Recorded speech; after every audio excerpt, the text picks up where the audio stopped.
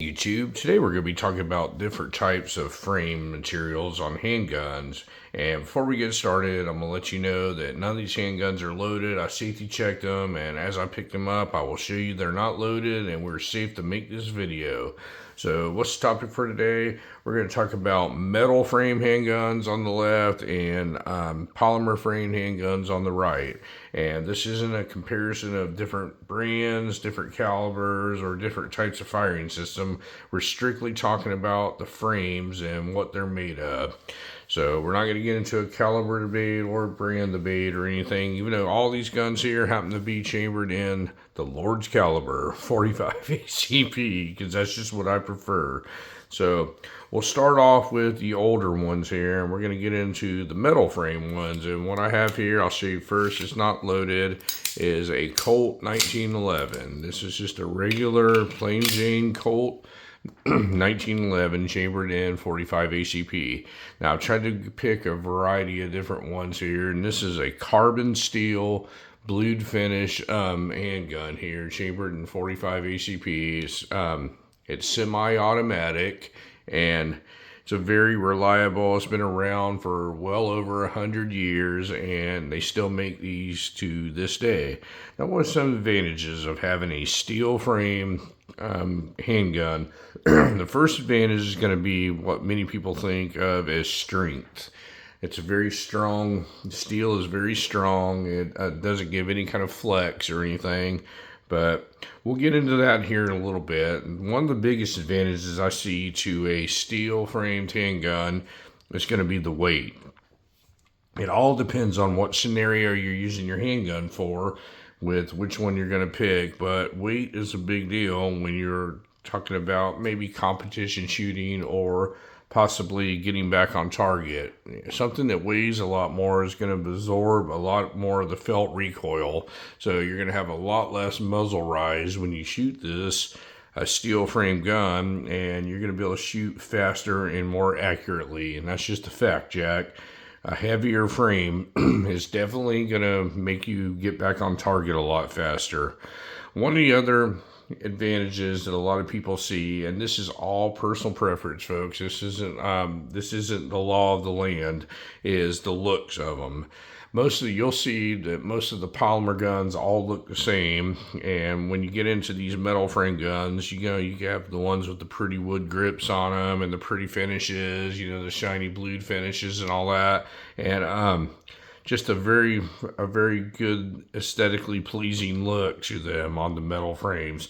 Plus, they've been around for, well over a century, and they're proven to stand the test of time and all the different calibers and everything. And steel is just a very good option when it comes to them. Now, if you were to carry one steel frame gun around as a carry gun, it may be a disadvantage because they're going to weigh quite a bit more when it comes to carrying one around. So you're going to be pulling your pants down if you don't have a correct kind of holster, stuff like that. It's not going to be quite as comfortable to carry a metal frame gun that it's going to be a polymer frame gun. One of the other disadvantages to a steel frame gun is the cost of manufacturing. I mean, it costs a lot more money to, machine steel and manufacture these guns, which drives the consumer price up. And the way prices are going in these days, you want to save every dollar that you can. Not everybody can afford to have, hundreds of different types of handguns, and some people are on a strict budget, and a steel gun is going to be a lot more expensive to manufacture. Now we're going to compare that to a polymer gun here, and we're going to compare. See, I've used some of these guns and compared them side by side before, and this is a Glock 21, also chambered in 45, and this would be very comparable to like the size of this 1911 that I just showed you. But this one's made out of polymer, and polymer has a lot of advantages, folks. Polymer is very, very inexpensive to manufacture, so that drives the initial price to buy one of these is a lot cheaper than it is to buy like a Colt 1911, and you get the same performance out of it, for a lot cheaper price. Now, some of the disadvantages to it is it's going to be like loosened up. The slide will not fit quite as tight or anything like that because it's going to have a little bit of flex over time. But folks, I've never seen that become a problem to where it makes the gun function bad. These polymer guns have been around for over 40 years now. And you can still, Glock was the original one to come out with a polymer gun. They came out with them in 1982, and there's still Glocks out there, the first generation Glocks that were made in 1982 that still function fine. So 40 years is a relatively long lifespan for a firearm, I mean, there's a lot older guns out there, but 40 years, if you can make it for 40 years, I would say this material is going to be very good. Another advantage to a polymer frame gun is it's anti-corrosive. So you're not going to have any kind of rust issues or anything like that. It's not going to break down or do anything to corrode away. Great advantage. Now, some of the disadvantages to it is it's got a little bit of flex to it. And I mentioned that the slide, can loosen up on the frame a little bit, but it's not really going to be an issue.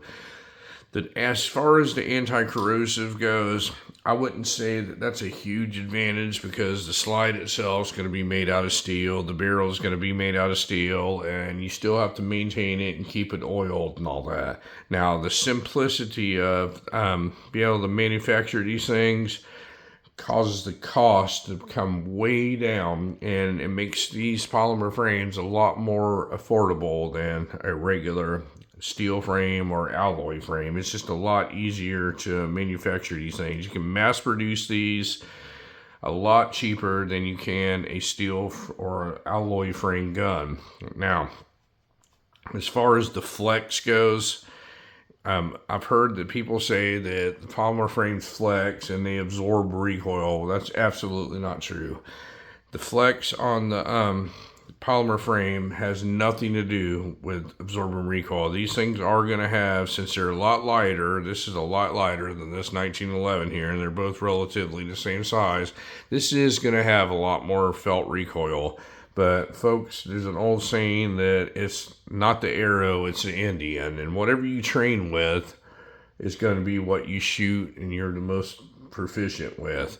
So keep in mind that these are going to have a little bit more felt recoil, but the more range time you spend, the more you can figure out how to absorb that muzzle rise and get back on target a lot faster. But if you're bone cold coming right out of the gate and you pick one of them up versus the other, the polymer frame gun is definitely going to have a little bit more recoil because it's going to be lighter. Now, lighter is an advantage in carrying, but lighter may not be an advantage in target shooting or competition shooting where you're going for speed. So, like I said, it's all in your in whatever scenario you're going to use them in. A lot of the older crowds that's been around a lot longer than others don't like these polymer guns because they're new. And a lot of people aren't willing to accept technology, but technology's come a long way. The Gadsden Glock came up with these polymer frames. It was the first, very successful production line of polymer frame pistols. And like I said, they've been around for over 40 years. So I think they're going to stand the test of time. 40 years is a long time for a handgun to be around. Now, we have two of them that are very comparable down here. We have a Sig P320. This one's also chambered in 45 ACP. And this is a polymer frame, more like a carry gun here. And this one's very light here, has a polymer frame on it. And just a great carry gun if you want to carry around like a compact 45 size. The one that we have next to it is a stainless steel 220 Sig Sauer that's almost identical in size, that's made out of solid stainless steel. Now, this one is very heavy when compared to this. This gun's probably the heaviest one on this table, believe it or not, and it's got a compact size and all that. Now, what are some of the advantages of the stainless steel one over the 320 here? Well, the first advantage I see is the looks of it. It just looks a lot better, and it just more aesthetically pleasing to look at when having this full metal frame and this stainless steel look on him. And one of the other advantages of it, if you're using this gun for going to the range and you're trying to be accurate with it, this one's going to be more accurate because it's a lot heavier. But if you wanted to go for the carry thing, this one's probably going to be a little bit better because of the lightness of it, the weight of it.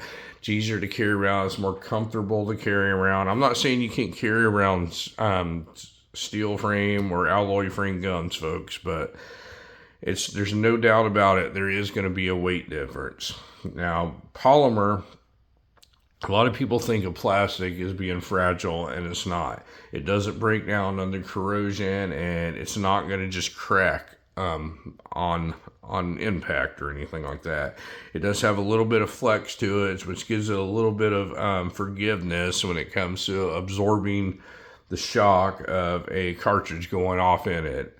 Now, most of the things, when you talk about the anti-corrosion stuff, I think it's kind of a moot point because people that use the thing that these things do not corrode away or anything like that, well, they still got to take in mind that most of the internal parts to all firearms are made out of metal, and all metal is going to have some type of corrosion over time if it's exposed to the elements outside, like your like moisture or stuff like that.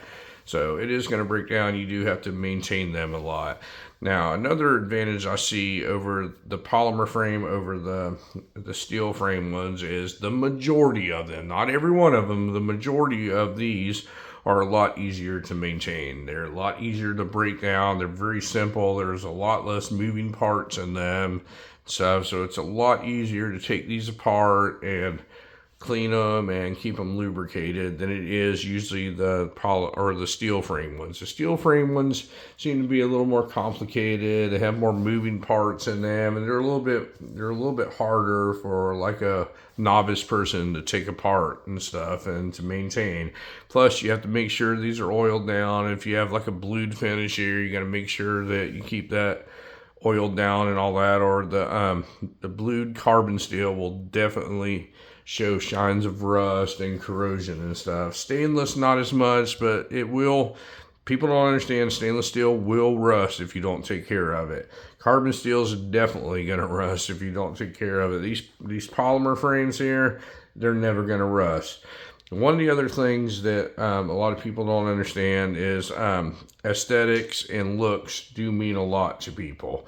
You want a gun that shoots very well, but also looks good. And that's usually what you're going to get when you get into these metal frame ones. You can change out the grips. Like this one has, beautiful wood walnut grips on them. You can put anything you want on them though, folks. And this particular one here, this one came from the factory with wood grips, and I didn't really like the color to them and all that. And this one's got a set of, you guessed it, polymer grips on it. But you can put any types of grips that you want. Most of these polymer frame guns, the grip is whatever you get. The grip is built into the gun, into the frame, and there's not really a lot of grip options out there. Now, like with this Sig 320 here, when I first got it, the grip texturing on it just seemed to be a little too smooth to absorb the recoil on it. And this is just personal preference, what I thought. So I went out and bought this sticker here. This is just a regular rubberized sticker that sticks onto this gun, and it actually helped my grip on this thing. Tame the recoil down, and it just felt better in my hand. So there are some options out there for grips on polymer guns. It's just not as much as the metal guns here on the left. Now, what I didn't bring today with me, and I completely forgot, is talking about alloy frames. An alloy frame, like an aluminum frame, it's another option. It's a lot lighter than like this stainless steel gun here. So it's going to be a little bit, you still have a full metal gun, but it's going to be a lot lighter than the stainless steel. Now, some of the disadvantages I found to alloy frames is they're not as strong as steel frames. And when you get into like the 1911 game, if you don't have a barrel that has a drop down feed ramp on them, you can get some wear over time from the cartridge feeding into the barrel, and it can cause a little bit of problems here. It's not a huge outbreak problem, but it is a slight problem. With all the polymer frame guns, usually you have a drop down feed ramp in them and on the barrel, and the polymer has nothing to do with the feed ramp on the firing system. So alloy frames are great. There's nothing wrong with them. They make revolvers in them. They make semi-automatic guns in them. So alloy frames are great. It does lighten it up a bunch, but they're never going to be as light as these newer polymer frames. Now, one of the things that I personally don't like about polymer frame guns, and this is true of most people that have a problem with them, and keep this in mind, folks, I do not have a problem with polymer guns. I have a ton of them. I don't have a problem with them, but they all tend to look exactly the same. If you look at them, they're all pretty much basically look the same, shape the same. The majority of them are black. I know there's these crazy ones that people Cerakote them, dip them, and all that. Majority of them are a black plastic frame gun that all look the same, and they're not as aesthetically pleasing or as diversified as the metal frame guns. And I like firearms that also look well, that are pleasing to the eye when you're looking at them. And usually these metal frame guns are going to look a little bit better than polymer frame guns. But like I said, that's just an opinion, and my opinion is not the law of the land. But anyway, folks, let me know what y'all think about, would you like metal frame guns or polymer frame guns? What scenarios do you use them in?